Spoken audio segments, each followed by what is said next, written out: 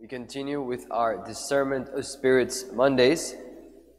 We have begun speaking about Rule 4, which is that of spiritual desolation, and then we began to make a distinction between just regular non-spiritual desolation and then the actual kind of specific spiritual desolation. We didn't get to actually read the rule though, and so I want to do that today and then we begin to unpack more of its content. So this is the rule. Fourth rule. The fourth is of spiritual desolation.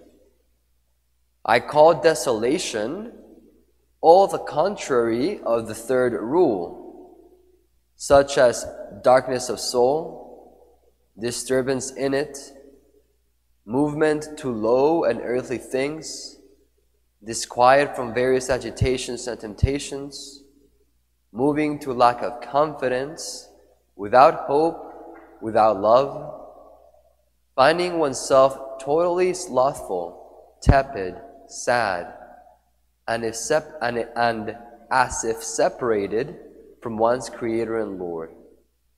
For just as consolation is contrary to desolation, in the same way the thoughts that come from consolation are contrary to the thoughts that come from desolation.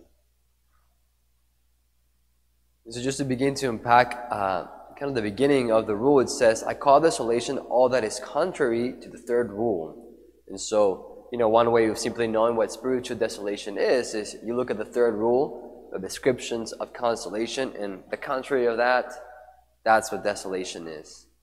But then St. Ignatius actually gives some examples of things that are contrary. And so I'm not going to cover every one of them, but we'll just kind of unpack a few. So the first one he mentions is a darkness of soul. You may remember that consolation, he spoke about inspiration, right? There's this, when you're experiencing spiritual consolation, there's like a light, a clarity of what it means to follow God's will, that you're moving towards God, etc., right?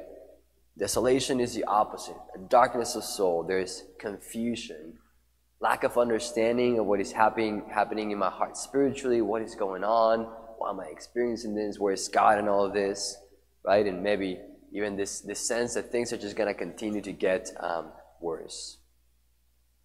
Another aspect of spiritual desolation is movement to low and earthly things. Again, you may recall that with consolation, there's a draw to heavenly things, right? I am drawn to prayer, to the sacraments, to pious thoughts, to giving of myself, living charitably. Whereas for desolation, it's the opposite. You do not feel attraction to prayer or to heavenly things or to giving of yourself in love to others, right? Rather, you're drawn to material comfort, to gratifying the body, maybe memories of things that are of your past that are not of God. You may be overly drawn to the internet, to superficial conversations, busyness, etc. And this is not to say that material things are bad, right? It's not necessarily bad to have a rough day and say, hey, I want a beer at the end of the day. That's not necessarily bad.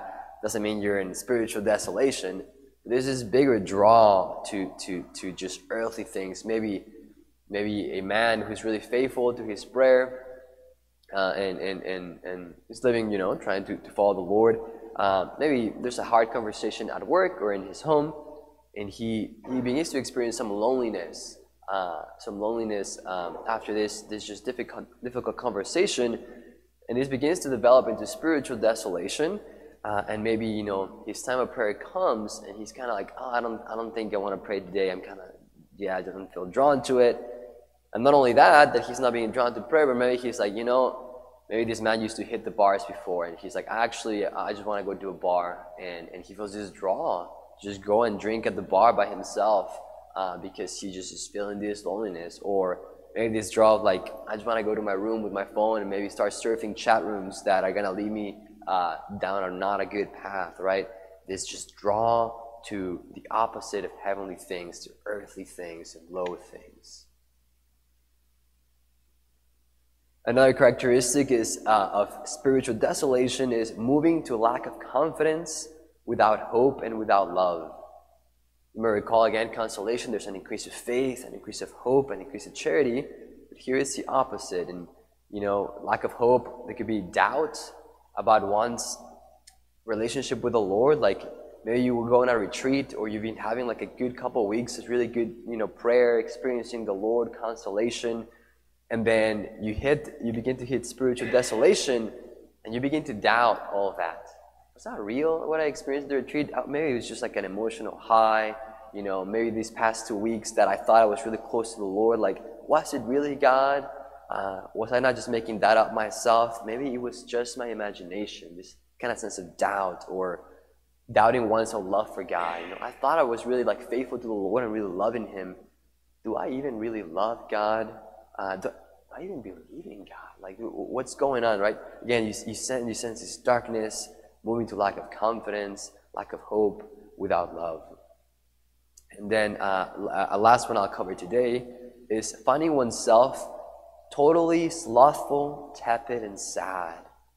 And again, this is kind of involved with some of the other examples I've mentioned, but maybe this sense of slothful, tepid, and sad could be, maybe you come to daily Mass often, and maybe one day that you're experiencing spiritual desolation, you're at Mass and everything seems to drag. Oh, why does Father keep going about this spiritual desolation? Let's move on. I want to, be done with this. And then the consecration seems dry, communion seems dry. You're like, why am I here? This makes no sense. What is Mass anyway? I shouldn't have come this morning or this afternoon, right? It's just slothfulness. I should have just stayed home and slept, right? Tepid, sad. Again, all different characteristics of spiritual desolation. So we'll continue to unpack a few other things about Rule 4 next week.